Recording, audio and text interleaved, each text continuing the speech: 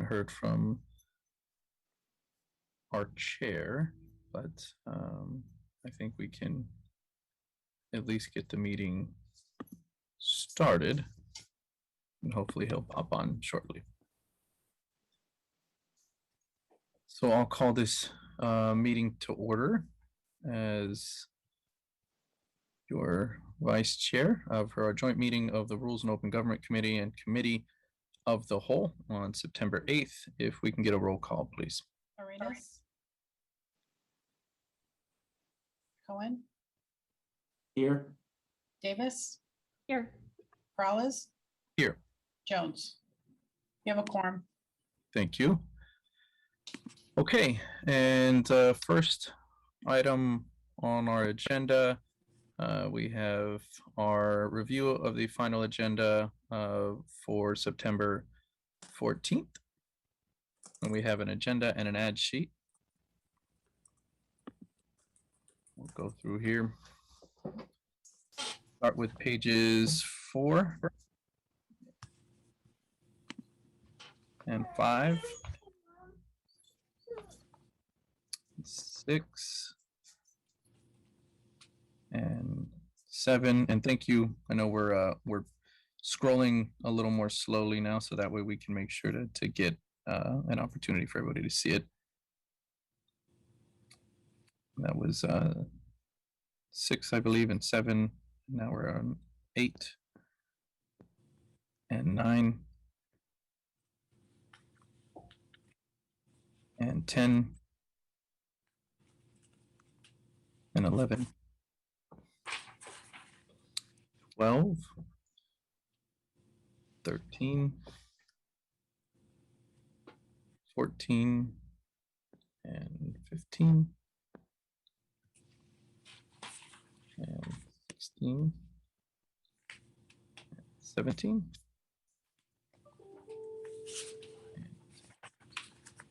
and 18,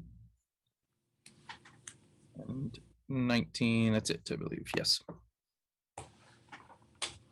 And then we do have an ad sheet if we can pull that up as well.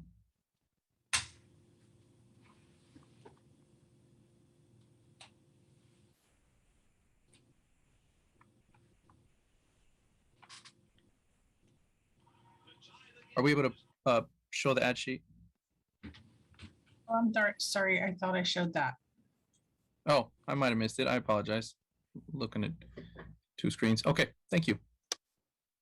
All right, now we'll go to members of the public that would like to speak on this item. We are speaking on right now the agenda for September 14th. And go back. We have one hand raised.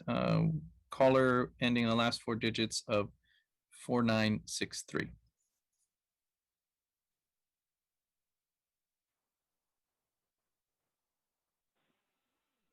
Yeah, hi guys. Martha O'Connell calling in for the 3rd time as a citizen, calling on the HCDC appointments. Speaking as a citizen and not as a member of any commission to which I may belong. The Housing Commission has a meeting Thursday night. If they have one more commissioner not show up, they can't hold a meeting. They can hold a meeting, but they can't take any action. They cannot take any action. So again, I implore you guys to get serious about these appointments. We're waiting on you to put something on the ad sheet. I see Commissioner Del Bono has been appointed, and all the other ones are still vacant. So if you could please move with dispatch, because the inaction and omission is impacting the work of the commission. Thank you. Okay, thank you. And that's all of our public speakers, and I'll turn it back over to our chair. Thank you, Vice Chair. You did an outstanding job of getting the meeting going. Thank you. All right, so bringing it back to the committee, any comments, inputs, motion, and Move to approve the agenda with the ad sheet. Second. all right, it's been moved and seconded. Tony? Arenas. Yes. Cohen. Aye. Davis, Yes. Peralez, Yes. Jones. Yes. Thank you. Okay, we are on to the agenda for Tuesday, September 21st. And we are going to start out on pages 4 and 5.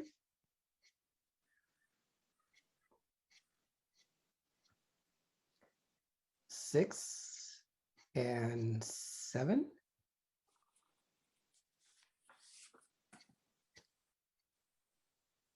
Eight and 9.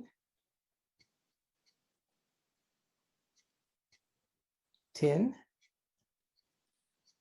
and 11.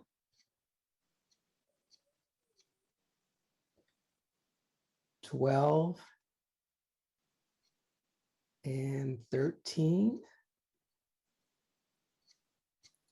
And that is it. So we're going to go to the public first. And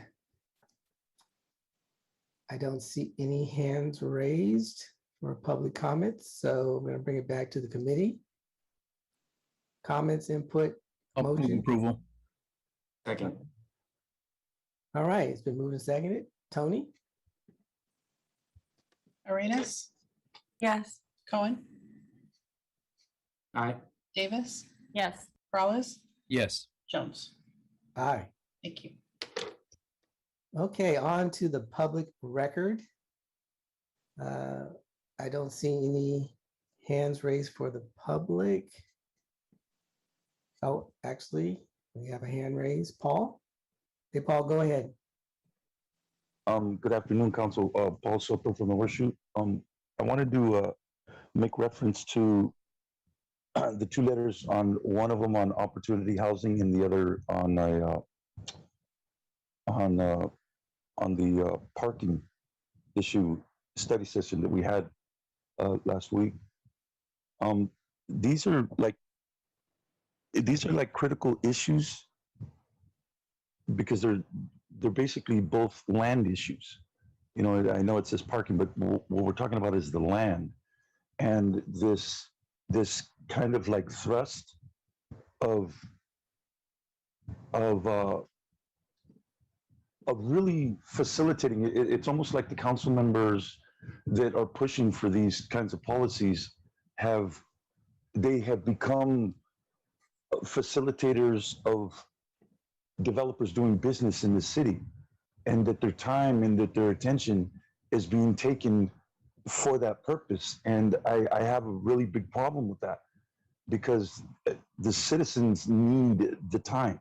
The citizens need the effort and the, you know, conceptualizing ideas on how to protect us from this 400,000 people that are slated to come here.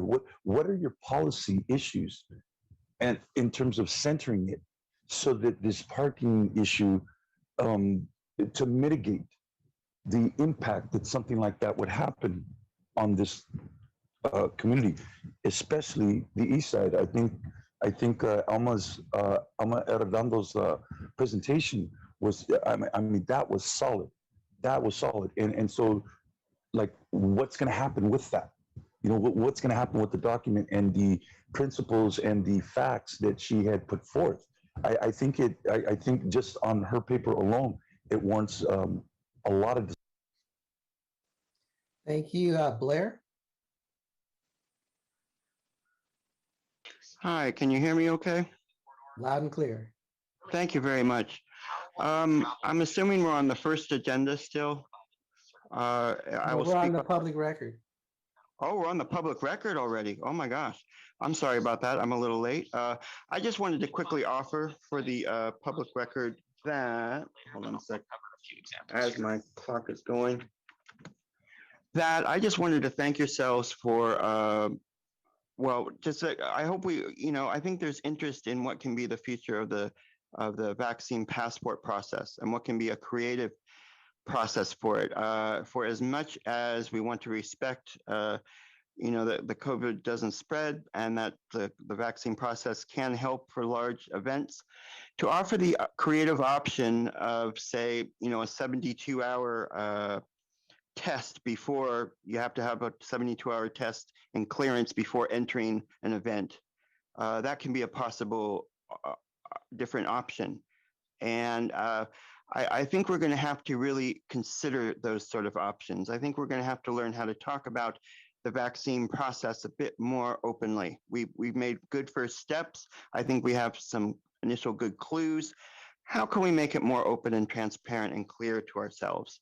I think that should be an important goal. What we're doing with our lives, you know, how we're functioning as a society. It's not to just slip through the back door. It's not to get away with what we can. It's to continuously improve upon what we're doing. And if we have that turnover time sooner and quicker, that means we're practicing good things together. And I just hope we make those efforts this fall. We can do this, and we can build a better bureaucratic and community democracy. And it's more open. Let's do it. Thanks. Bye.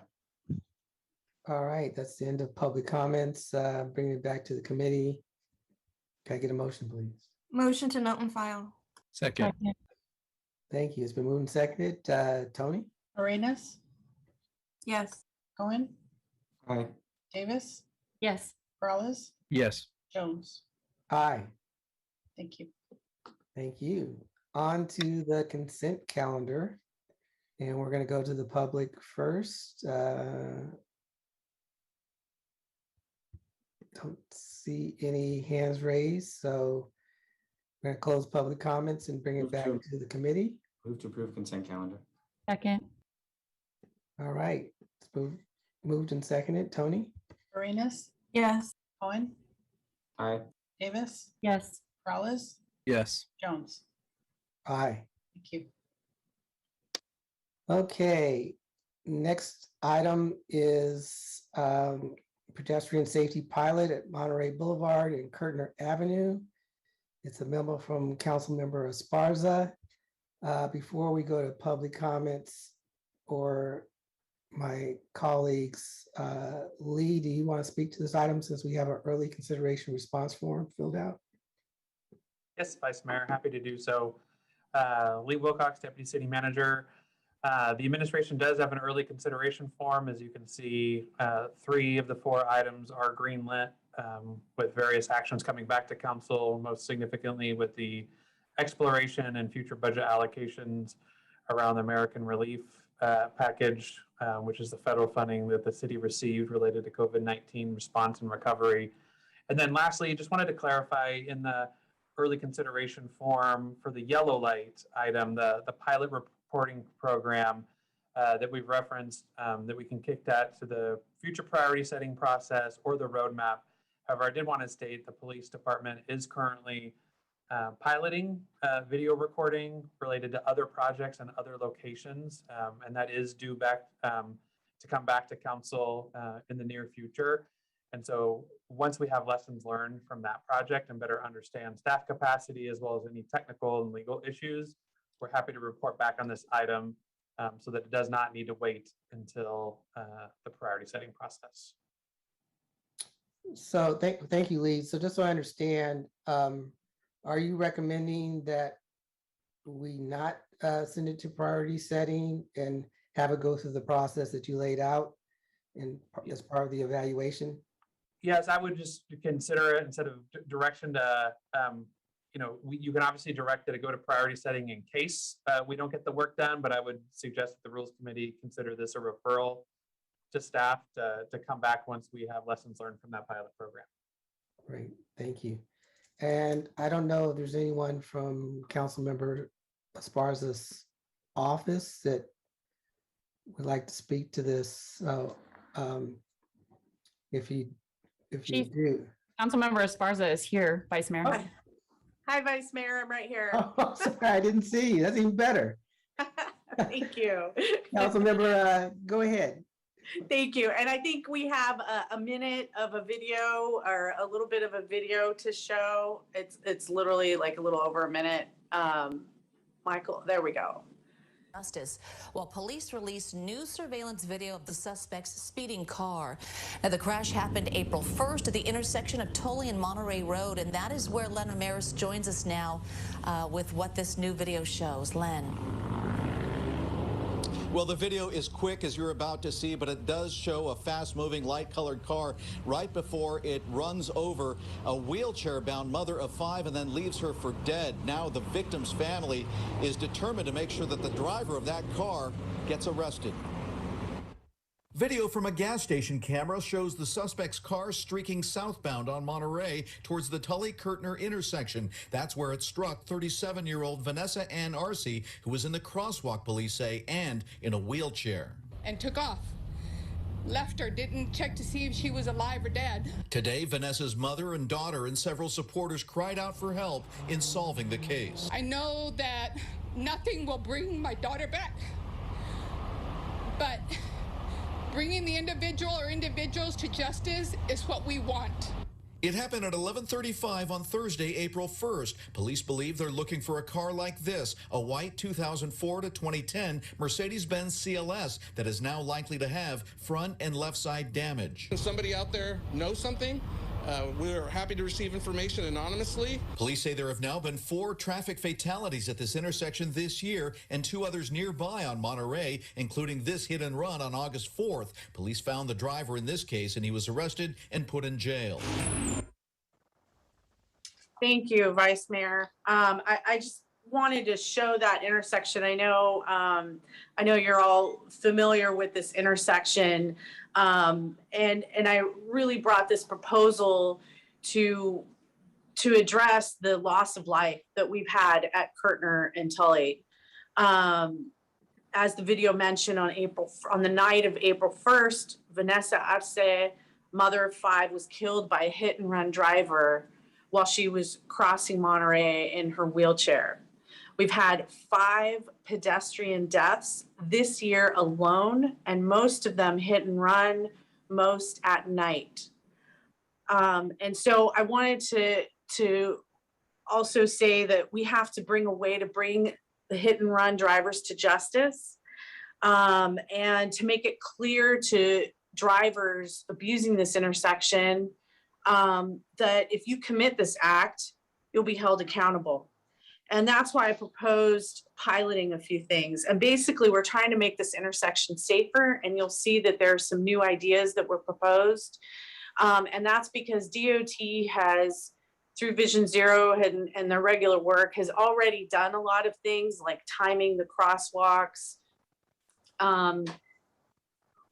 We've used a lot of the standard toolbox. And so that's why you see some new things here.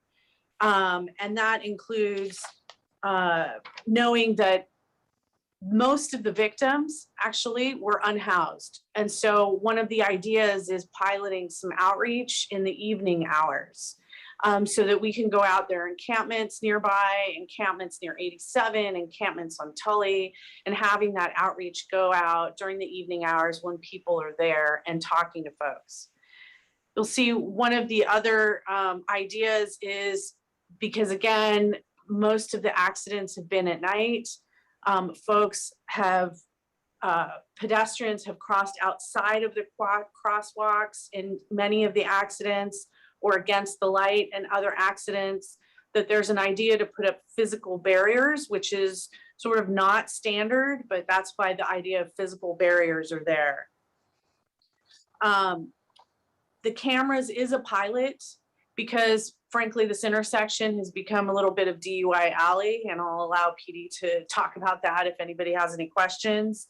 But again, these are at night. These aren't just crossing the street during the day. And I also wanted to bring out that this is an equity effort, that we have seen a growth of encampments in the area and impacts on the unhoused residents and the community have really grown, and frankly, just are inequitable to allow this to happen in our city.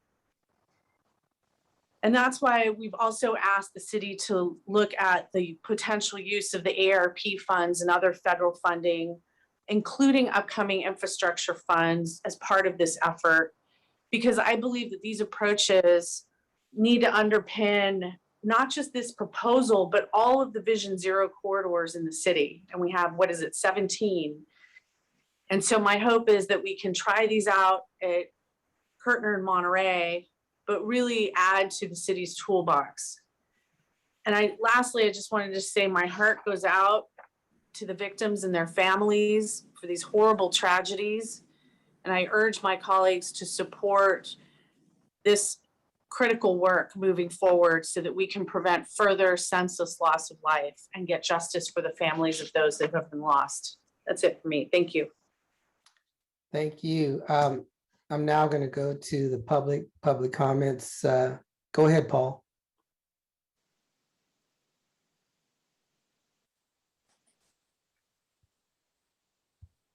Thank you, Paul Soto. I agree with you, Councilwoman Esparza, that that something needs to be done in order to, and it has to be the city to do it. What my issue is as a citizen is the exploitation of the poor. And here's how it happens. It's that somebody is poor, the city doesn't do anything about their condition or their situation. The poverty is being created and it's being generated. And this is with intention. Okay, so we have to start there because that's what puts the people in the street. That's the start point. Secondly, once they're on the street, they're experiencing a degree of vulnerability that I doubt that anybody on this council knows anything about. I do, because I've been homeless in this context. Not if you were homeless 10 years ago. I'm talking about this context. I've been there. And so there's an exploitation of that vulnerability and poverty, because what happens is a death results. And then you have all of these grant writers that start coming in, and so that they can get their little tech gadgets. Okay, and this is sickening.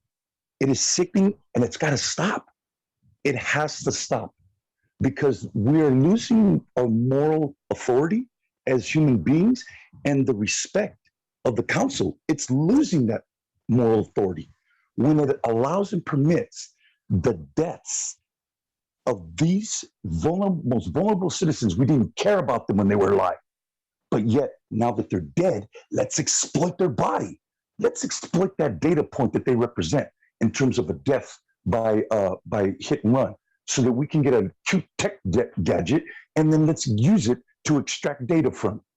That right there, there's a big problem with that in the city. Thank you. Blair? Hi, thank you. Really nice of Paul, his words. We're very deep on this issue. And boy, I try to speak those words, and it is just not enough in this life, it seems. But we try. And we try and we try. You know, I'm really hoping that for all of the mayor's efforts towards an innovative technology future that started, 7-8 years ago, we're kind of entering a new era of how to talk about what exactly is the innovation of technology. And in fact, what is our innovation of democracy itself at the community level? I think we can do some amazingly important work that open public policies for this data can offer. There's a real old argument about the importance of having the technology, for public safety, for civil rights, for civil protections. But I think that sort of argument really has to learn how to be balanced with the needs of the open public policies for that technology. And that's our future. That's sustainability, and that's where the innovation is. And the mayor doesn't want to do that. He does that by the book, by the numbers, but he does not give his emotional extra to that purpose that we all could be doing as a city, and that I'm asking ourselves what we could be doing this fall. How do we better build open democracy and community, out of these bad practices we've been in? It isn't technology, it's talking to each other, it's dialogue, it's developing new practices in talking to each other. I hope we make those efforts this fall. And so for as much as this item may be on the agenda and important as it could be, I hope we're talking about its open public policies with it. That's a mighty one too. Thank you. Thank you. Philippa?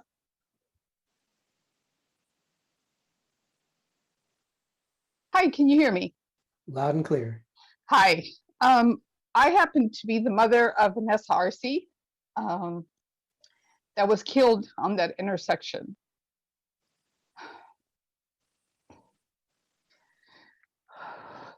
Sorry.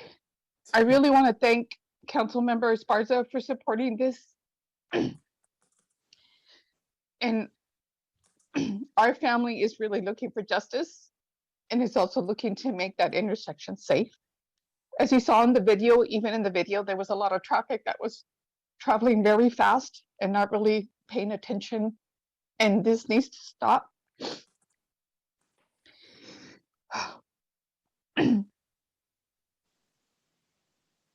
As I said in the video, nothing's going to bring my daughter back. But bringing awareness at that intersection is very dangerous, is very important, and to be able to save other people's lives, whether they're unhoused, housed, wheelchair, whatever it is, we need to look for the safety for the public.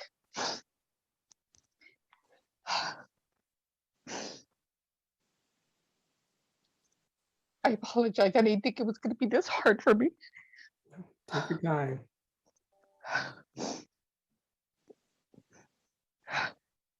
I just ask you to please support Councilmember Esparza. I don't agree that this pilot program for the cameras should be delayed. I think that we should just go for it. Trial and error, it can be fixed. If those cameras would have been working, the individual or individuals would have already been caught. There's nothing we can do right now, but just wait and pray that somebody will be able to say something and come forward. Thank you. Thank you, and I'm so sorry for your loss.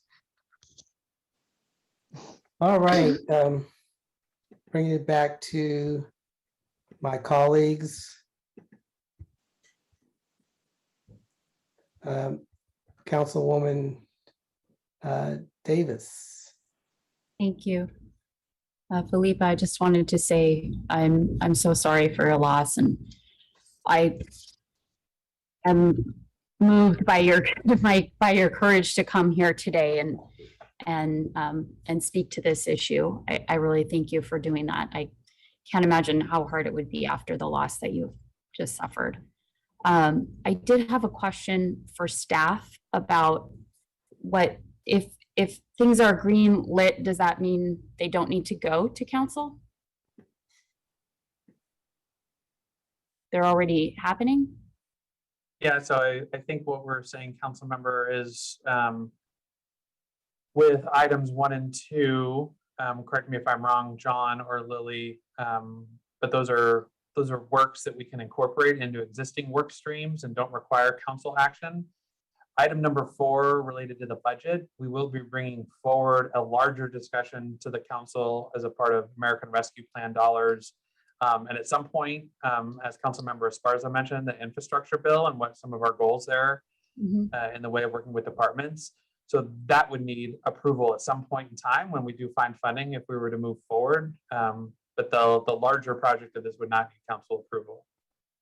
Okay, that was going to be my question about the funding issue, because we don't normally consider individual funding items in a vacuum, and we normally have that as part of a larger discussion. Does there need to be a motion to bring this item back for discussion when we have that larger discussion? Jim just turned on his camera, so I'm going to ask that to Jim. Hi, folks. Jim Shannon, City's Budget Director. I think the nuance I would put to Lee's response was, I think for items 1 and 2, I think we have existing funding streams that we don't need council action to appropriate from. Okay. So that, assuming that there's no objection, that's how we would proceed. I think for additional funding, sort of beyond the pilot, and or the video pilot, I think, would take some additional evaluation of the right funding source. It could be, the American Rescue Plan, which we would consider in a broader context, or it could be some other funding sources. Okay, so the motion that's needed here then is for evaluation of item 3, the pilot video recording and the funding potential funding source for that. Is that correct? That is correct. Okay. And I just want to ask Councilmember Esparza, I know that there was some discussion today about the video recording that's already happening in other areas that PD is doing. Is that something you want to wait for, or something that you don't want to wait for, that you want this action today?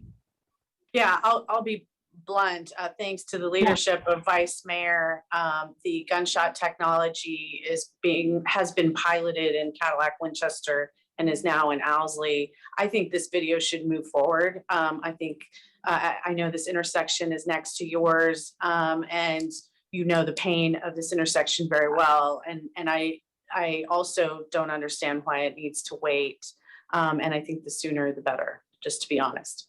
Okay, so I'll move item 3 for, I guess, for consideration to council, and to find, for Jim to find hopefully a budget source for it. I'll make that motion.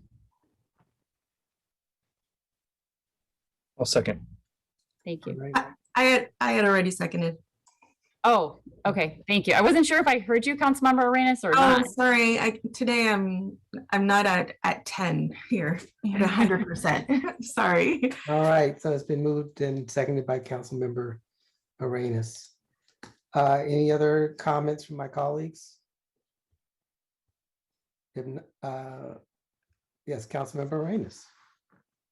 Thank you. I also want to thank the callers, especially the mother who has to share with us her loss of her child, and regardless of the age that she was when she lost her, it is always more difficult, I imagine, being a mom myself, to lose your children. And so I'm so sorry for your loss, and I'm sorry that this is due to somebody who was being reckless on our streets. One of the things that I think that I really like about this proposal is that the video recording may allow us to monitor some more of the traffic there and be very precise about some of our efforts. And maybe precise in terms of, like, these are the hours of operation that usually we notice that the traffic goes a little wonky or a little crazy, or maybe it's throughout the whole day.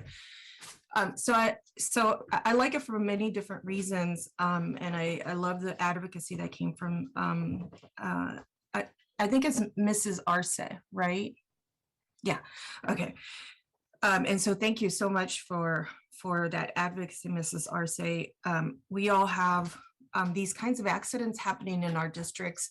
I know that for me, there's a couple of roads that are wide and just long in my district, and people love to drag race on them, or just to go really quickly. And so we've had some deaths off of White, off of Yerba Buena, off of San Felipe.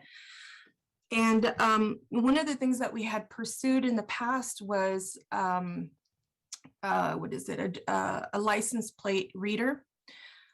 So for the folks who were speeding, although we were told that this is a matter that needs to be discussed at a state level. And so I wonder, how do the privacy laws impact us here, or do they? I just wanted to make sure that piece was sorted out, because I know we don't really have our policy just yet established, correct?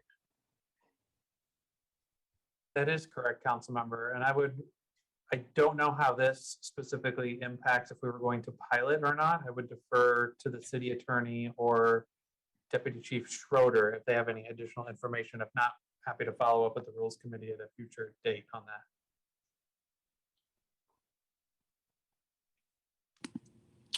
Yeah, this is Deputy Chief Schroeder.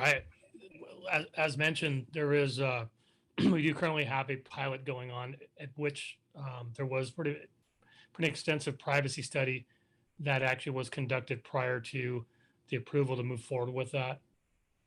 It's something that I want to say it was the first one the city had done. I could be with respect to a camera related pilot.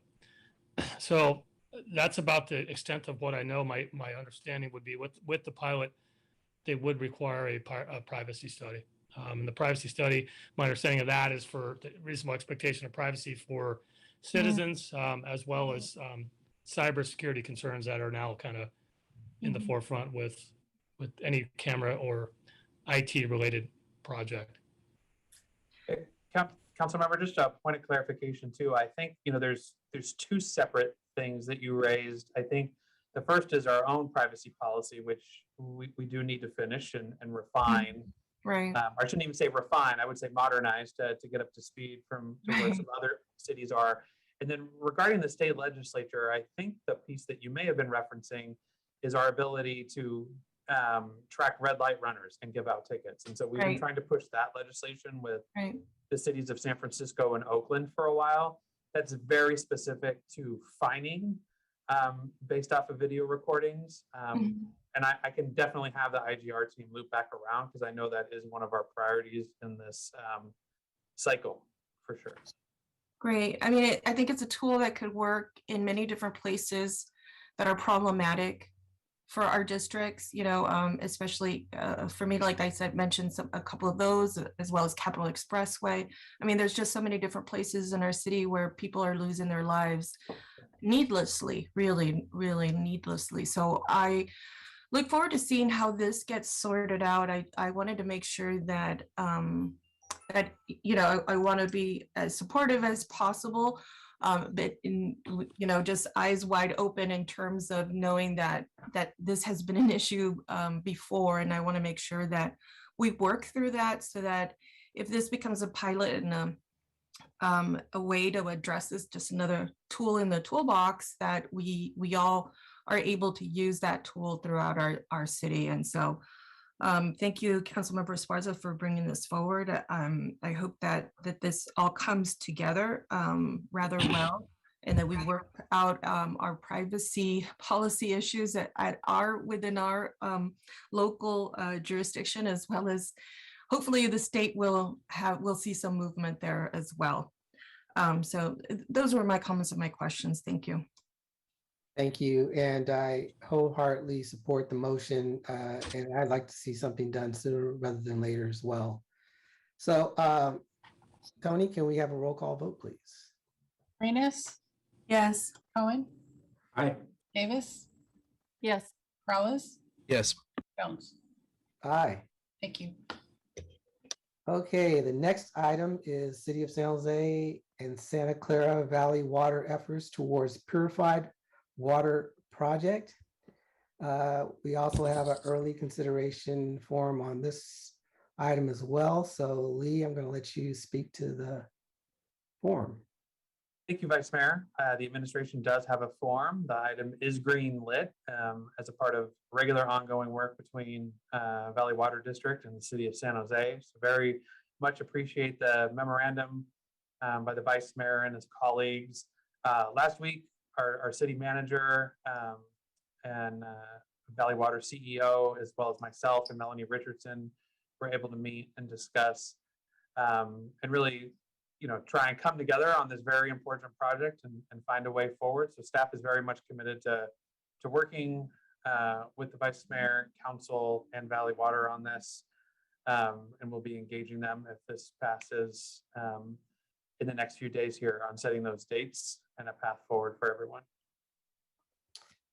Thank you, Lee. I'm going to go to the public now. I don't see any, well, now I do. Go ahead, Blair. Hi, Blair Beekman here. I'll try to keep this short. Thanks for the words of Councilperson Arenas on the last item, by the way. For this item, there's a whole new set of subsidy issues that are coming in, and it's funding from the federal and state level that I think can allow this project to be considered at this time, and to make those funding ideas accessible and understandable to the public. I think it's important and practical, and it's our working examples of what we'll be doing with our future. In this era of COVID, we're talking about a whole new level of what funding from the federal and state level can mean.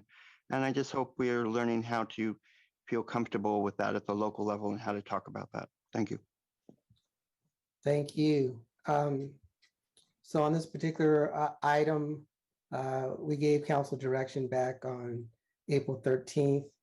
And in the course of trying to execute on that council direction, we weren't getting the expected outcomes that we were looking for. So after several meetings with Valley Water board members, my colleagues on the council and staff, both city staff and Valley Water staff, we came up with a tweak to the process. Most importantly was to bring in a facilitator to help with the negotiations, as well as other particular requirements and parameters for the process.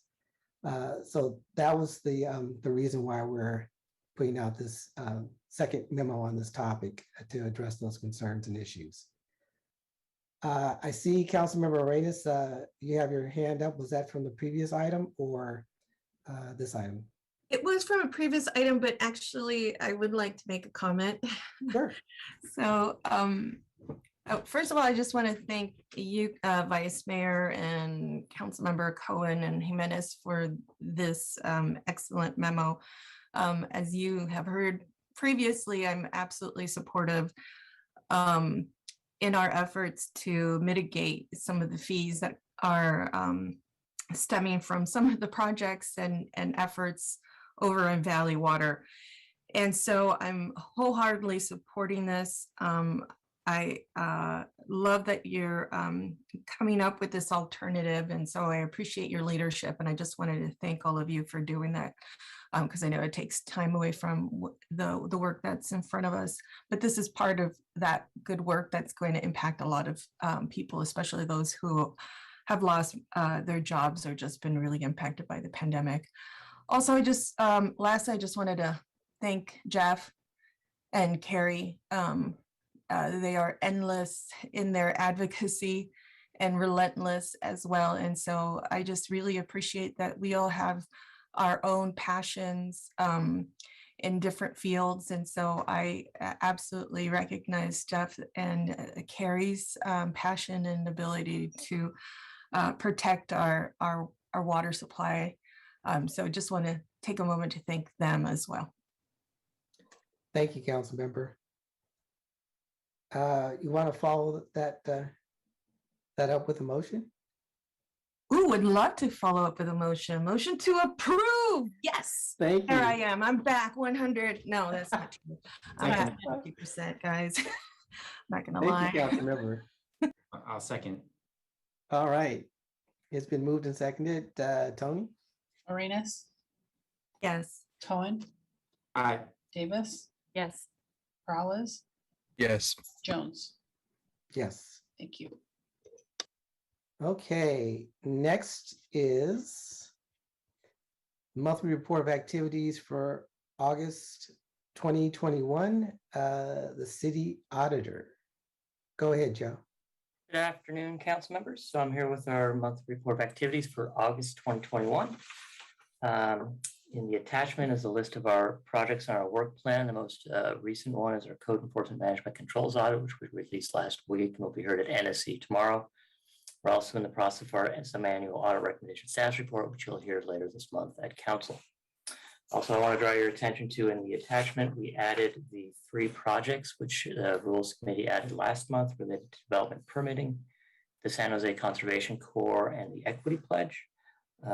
We have tentative objectives listed. Please let me know if you have any questions on those. And we obviously, at this point, these are tentative objectives. We refine them often when we get deeper into the projects. With that, I ask that you approve the monthly report. And again, as I said, I'm happy to answer any questions. Thank you. Thank you, Joe. We're going to go to the public first for public comments. Blair, go ahead. Hi, thank you. Blair Beekman here.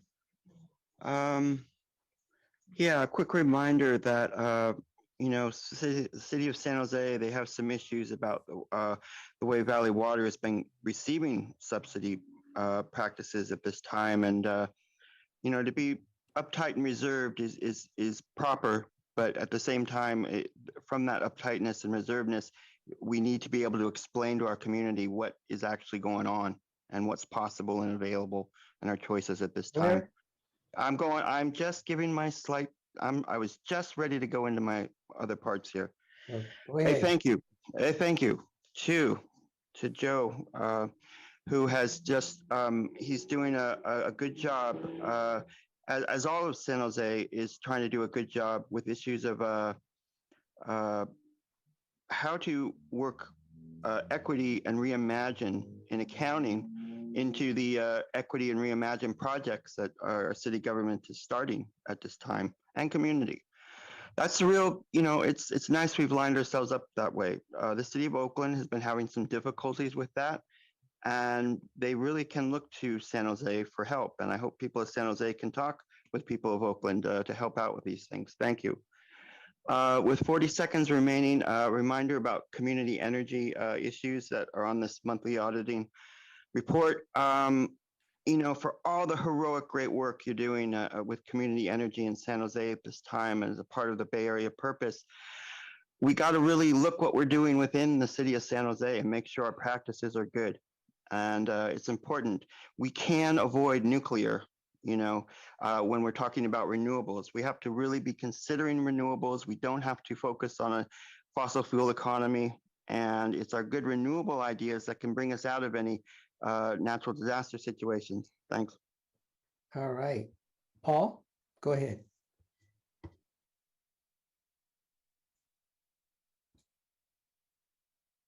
Yes, thank you, Paul Soto. Joe, I'd just like to, I know that the city has not provided you the framework, and they have failed in that. They have failed you. And so I understand that part. The only one that I have seen actually, I mean, because the language is so clear and so specific, is Councilwoman Arenas has stated it, and she stated it beautifully, that if we're using the word equity and we are not centering it within the context of policy, then we are being hypocrites. We're not actually using the reasons why we have an equity pledge. We have an equity pledge. We need to start from its antonym, its complete opposite, the inequities. And so what I would like in terms of defining what equity means and why it's so necessary is that we define specifically and we articulate it, what inequity looks like. Because if we do that, I think it would facilitate the process by which the city can start centering an objective definition of that. Because once that objective definition is provided, it will immediately make your work much, much harder. Because what it will do is it will force you to center a particular policy. People won't just be able to write their policies however they want and then just throw in the word equity, ta-da, there it is. No, that's not happening no more. With the and one of the things that I would like to take into consideration in terms of that definition is how are these populations where equity needs to be centered, how are these populations going to be impacted by the 400,000 people that are slated to come here to San Jose? That is a critical question that needs to be asked, and it is an equity question because the rates. Thank you, Paul. Bringing it back to the committee, Councilmember Arenas. No, that was from last time. Vice Mayor, I keep forgetting to bring my hand down. I'm so sorry. Well, since I called on you, can you make the motion again? I would love to make a motion on Joe's great work in terms of the audit. Yes. All right, we have a motion. Can I get a second? Second.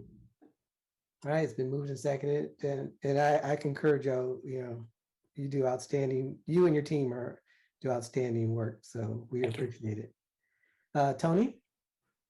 Arenas, Yes. Cohen, Aye. Davis, Yes. Peralez, Yes. Jones. Aye. Thank you. Okay, next is seamless transit principles. And we're gonna go to the public first, and then I'll bring it back to the committee. And the first public speaker is Brian. All right. Hello, and thank you, and good afternoon to the committee. For the record, my name is Brian Prescott. I respectfully ask you to vote yes on this item and accept staff's recommendation to agendize the item regarding the seamless transit principles. As you all well know, San Jose is served by 3 transit systems. We've got the VTA, Caltrain, and now BART. And if we're looking to our future, where BART is going to be a fixture of East San Jose and of downtown, and as Diridon Station becomes a hub of business and housing and transit, we need to make sure that these systems are all working together. So as an example, we've got the Rapid 500 bus line that goes from Diridon to the Berryessa BART station. And one of the worst experiences that I had as a transit user in San Jose was when I took the 500 so I could catch the BART going up north, and just barely missed it by a minute or two. And so I was half an hour late to meet my cousin. And so if that's going to happen every time that someone wants to take the BART from Little Portugal, or when they want to take it from downtown, then we will have spent boatloads of money on these new stations without always, making it easier for people to get around with transit. So the city of San Jose really does have significant influence on these systems, all 3 that we take part in. And if we can endorse the seamless transit principles, that would be a terrific act of leadership. It's really tough to really make transit work, especially with these obstacles. But this is a good, solid piece of the puzzle. And again, I respectfully ask you to vote yes. Thank you for your time. Thank you. Paul?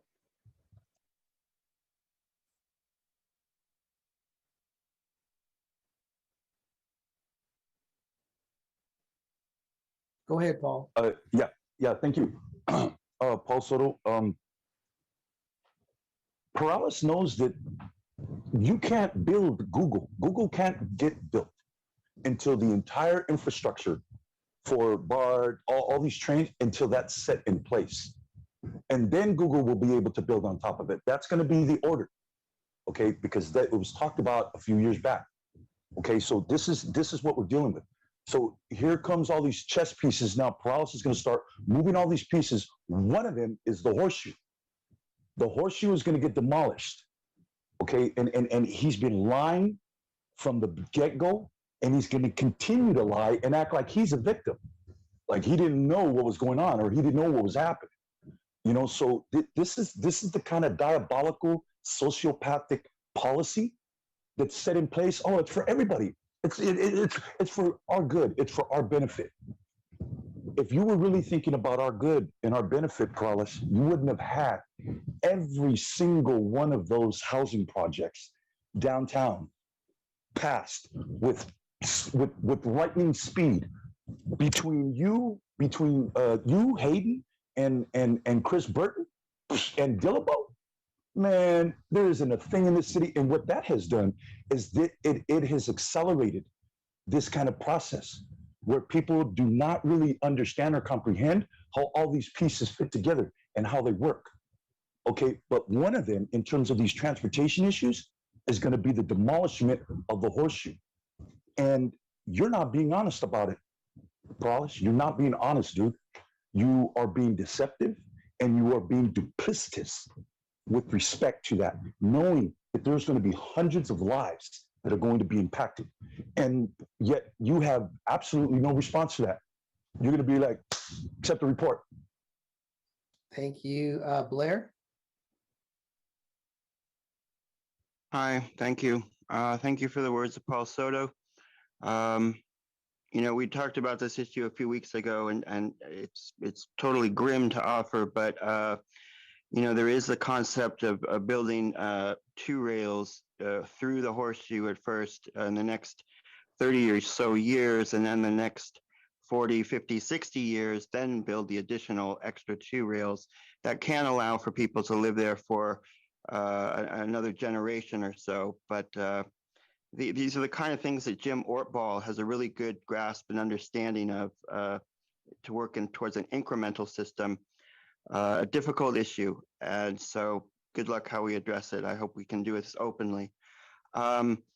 For myself, just thank you for the attempts of what I think this item is trying to do. We're trying to talk about mass transportation in the future of COVID.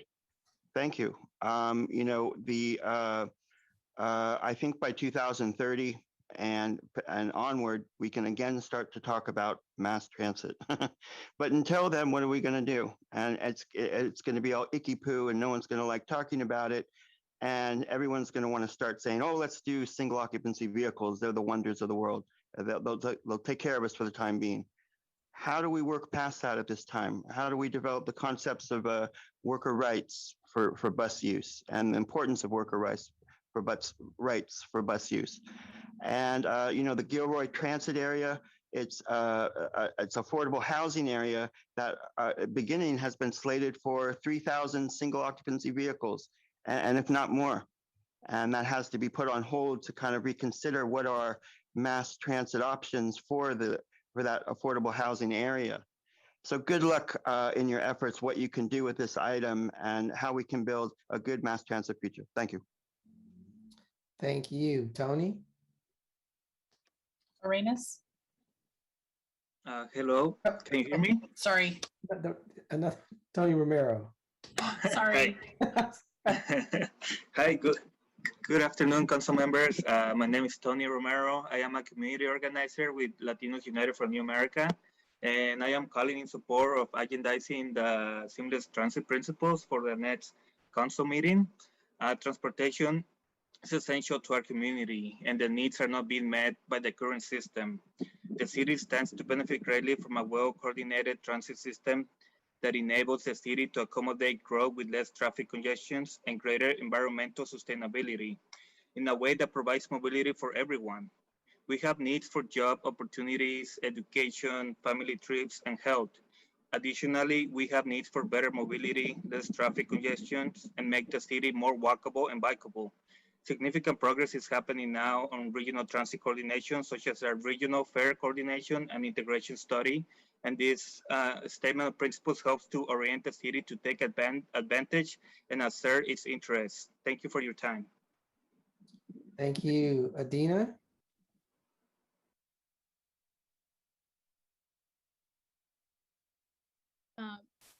Good afternoon, council members. Adina Levin with Seamless Bay Area, urging the Rules Committee to agendize the seamless transit principles for the City Council meeting coming up. San Jose is really at a destination and a crossroads for the region, and having a seamlessly integrated transit experience for transit riders is something that really helps the city achieve its goals for equity, for economic development, and for a car trip reduction and environmental sustainability. This is something that is supported by a really diverse range of stakeholders, ranging from Spur and Bay Area Council to Luna, San Jose State University students. If I didn't mention Silicon Valley at Home, affordable housing, and there's support for this all around the region, ranging from the San Francisco Board of Supervisors with their hats as the San Francisco County Transportation Authority, Alameda County, the the Santa Clara County Association of Cities, a range of private and public sector and civic sector entities really want and need a seamlessly coordinated public transportation system. So I do urge you to get this on the agenda and have City Council support for a set of policies that are beneficial to the city. Certainly the Transit First policy is this is in line with that, not just for Transit First in the city, but connecting to the rest of the region. Thank you. Thank you. Alan? Hi, can anyone hear me? Loud and clear. Hi, my name is Alan. Our community members depend on transit, and we want a very more convenient, coordinated, and affordable access to transit. And as a student at San Jose State University, I always depended more on the multi-agencies that are around the metropolitan area, like VTA, BART, and Caltrain. So one of the things that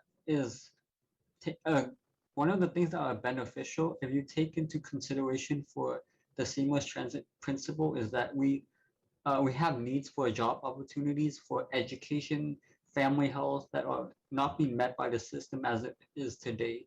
And seamless transit is an important aspect that will be needed to address our needs to provide housing for people across the income spectrum with better mobility, less traffic congestion, helping the city to become more walkable and having a bikeable urban space.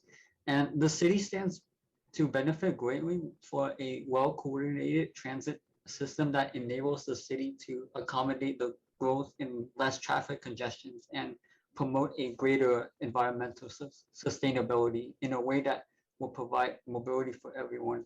And so there's significant progress that is happening right now on the regional transit coordination, such as the regional fare coordination and integration study. And this statement of principle helps to orient the city to take advantage and to assess its interests. Thank you. Thank you. That was the last public comment. So bring it back to the committee, Councilmember Perales. Thank you very much, Chair. And thank you to our speakers that showed up today in support, especially Adina Levin, someone who has been leading this effort and working with my office for years, and appreciate her continued advocacy throughout the Bay Area on this. So most of us are familiar with the concept of seamless Bay Area, I would imagine maybe by now, but in case you are not, the vision is in creating a more synergistic effort between our 27 different transit agencies here in the Bay Area. And the idea is to be able to create a much more unified, world-class public transportation system. And we see this in areas such as New York, DC, seamless networks among the various transit agencies in those areas. In contrast, though, the disjointed nature of our region's systems creates a huge disadvantage for those that are interested in either visiting, doing business, or obviously just commuting to and from as being residents here in the area. From a user experience, for me, what is important is the how discouraging it could be to navigate through all of our complex transit systems, as you heard one of the speakers mention, just to get to a destination, including all the different fares, difficult transfers, wayfinding, etc. I myself had a personal experience going to visit my in-laws up in the Napa area, and having to take multiple different systems from the downtown area of San Jose all the way up and out of the area, which Napa still being included in the 9-county Bay Area here, really was a challenge, not to mention very time consuming. So this frustration, as we know as well, is very evident in our community from a petition with over 1,800 signatures so far having been garnered to support this concept. What I'm asking today of my colleagues is simply that we agendize at next week's council meeting a consideration for a resolution to adopt the seamless transit principles, which are 7 principles that I think we as a city are all generally in support of already. And we've had a number of neighboring cities that have adopted these principles as well.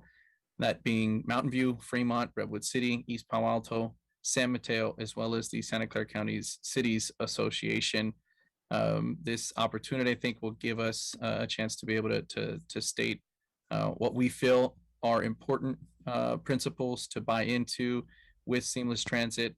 There's a lot more work ahead, obviously beyond just adopting the principles, but I believe getting more and more agencies and local municipalities on board throughout the region here is going to help to move that needle. And so I'd like to get San Jose on board. And so with that, I'll approve or ask to approve my memo. All right, we have a motion. Can we get a second, please? I'll make a second, except I was going to make a suggestion to it before I make a second. That's the only reason I'm. Okay, well, if you want to hold your second until you make your comments. Hold my, yeah, I'll hold my second, but I'm not opposed to the concept. I'm only, since I'm next, I guess I'll move. Go ahead, Councilmember. I wholeheartedly support the seamless transit concept. I mean, it's really important that we fix this disjointed transit system that we have in the Bay Area. It's obviously very difficult for people to get from county to county and get around the Bay Area easily, and to transfer from system to system. And we need to do something about that, whether it means combining transit agencies or figuring out a way to have a unified ticketing system, figuring out how to get our schedules aligned so people can make quick transfers. There's a lot of work to do, and I fully support the effort to get there. It's going to take a lot of effort, and we need to figure that out. My only suggestion is that, given the large agenda we have next week, and this may be a simple resolution to pass, but we also may want to have some conversation as a council on the topic. We have a very short agenda on the 21st. I was only going to ask that we move this to the 21st agenda rather than do it on the 14th. And so I was only going to make that suggestion in the motion and ask whether Councilman Perales would entertain that in his motion, and then I would second it. Yeah, I recognize the same thing on the agenda. I'll ask for staff's feedback and just to see if you concur. So I'll ask maybe Lee if you can answer that. Yeah, I would concur. We're happy to push forward, and if you needed to hear it next week, do that. But the 21st is certainly a much more manageable agenda for everyone. I'm good with that then. Okay, then I'll second a motion that adopts the 21st agenda with putting it on the 21st agenda. All right, it's been moved and seconded. Are you done, Councilmember? All right, Councilmember Davis. Thank you. I'm happy to support the resolution. I support all the transit principles. I'm happy. I just want to make sure I'm understanding the first principle states run all Bay Area transit systems as one easy to use system. That doesn't mean that it's one agency running that. Is that correct? That's correct. Yeah. Okay, thank you. I haven't gotten a briefing on these principles specifically, so I just wanted to make sure that was correct. And then the other thing, I just want to make sure I'm understanding our process. Nora, I thought we as a council didn't do resolutions. The council can do resolutions and has. So there have been other situations where resolutions have been brought forward. I know that our office had a couple questions on parts of this resolution, but we can get that sorted out before the meeting on the 21st. So will your office be doing a memo before this comes to council? Yes. Okay, thank you. That's good to know. Thanks. Yeah, thanks. Thank you, Councilmember, and I support the resolution. There is a disjointed transportation system in the region. It's not seamless. There's lots of seams, there's lots of friction. And anything that we could do to eliminate that friction and make it convenient for people to traverse the whole greater Bay Area, it would be worthwhile. So I wholeheartedly support the motion. Tony? Arenas,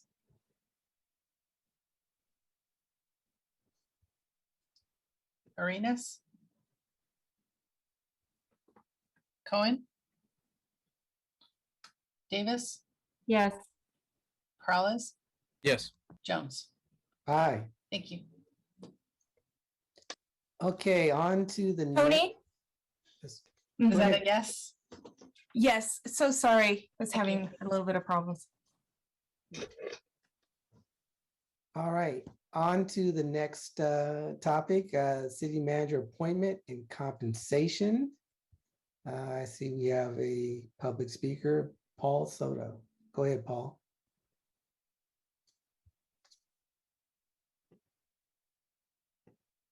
Yes, Paul Soto, once again, I wanted to extend a congratulations for Jennifer's appointment. I don't know much about her. I've never really heard her, philosophy or like really what does she believe her role is with respect to the city in this very, very critical paradigm shift that we're going to be experiencing over the next 5 years. And I'd really like to extend to her my my need for that, because I'm part of the population that is going to be experiencing the existential crisis that is going to occur for at least probably a couple of 100,000 people. But it's going to be an existential crisis that is going to be unparalleled in the history of the city ever since 1846. And I just want to know if she really understands that, has a grasp of that.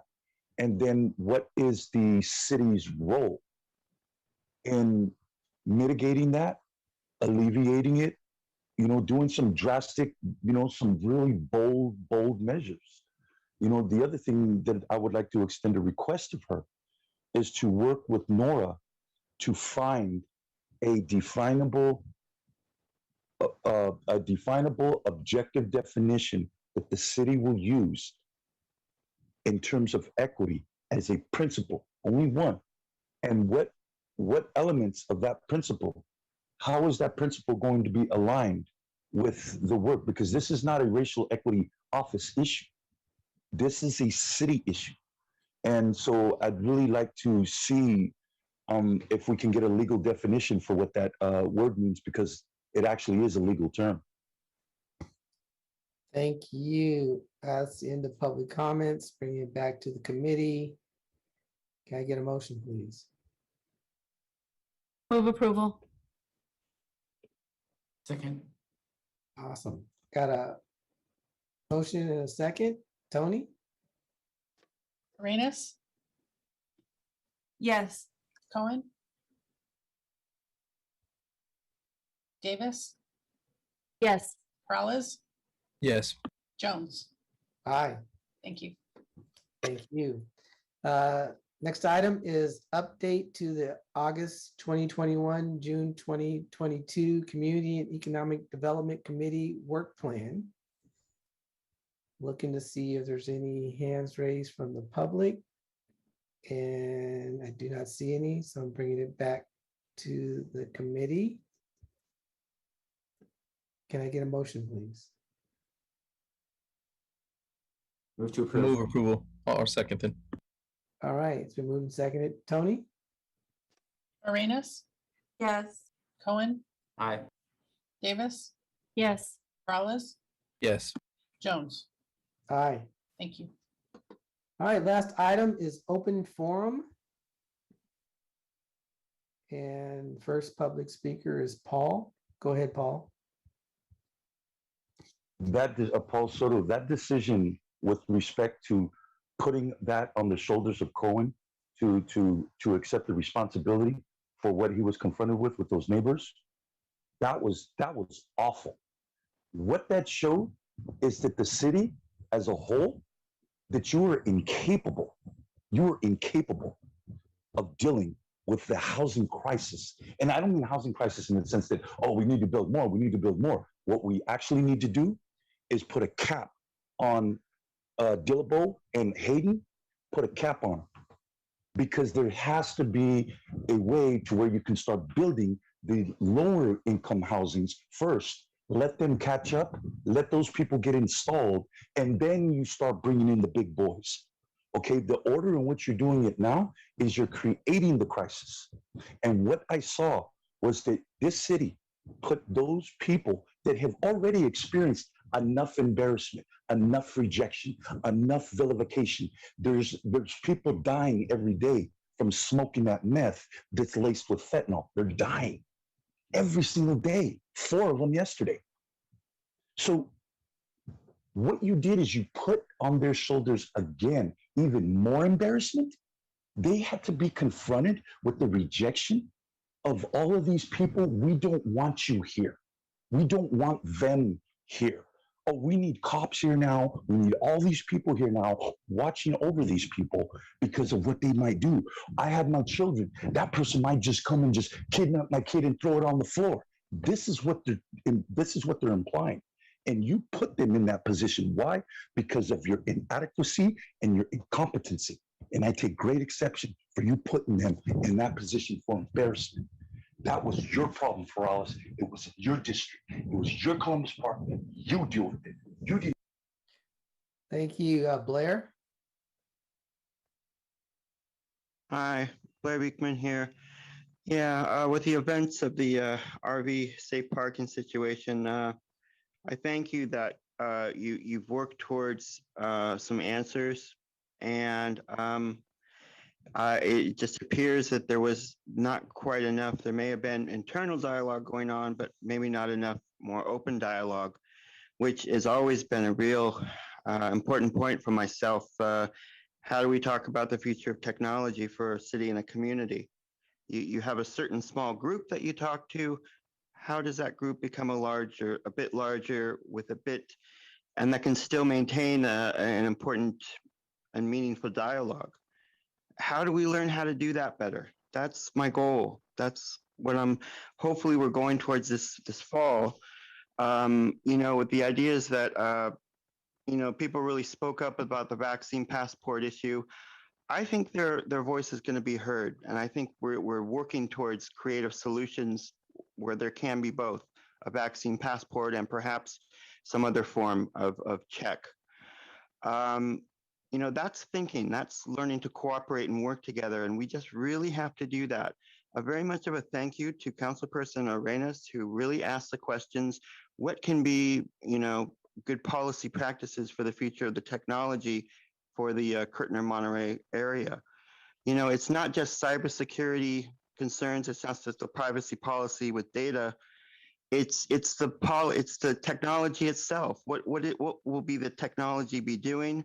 How can the public have access to that technology and to its purpose? That's the kind of stuff we should be considering. This is the time of 9/11.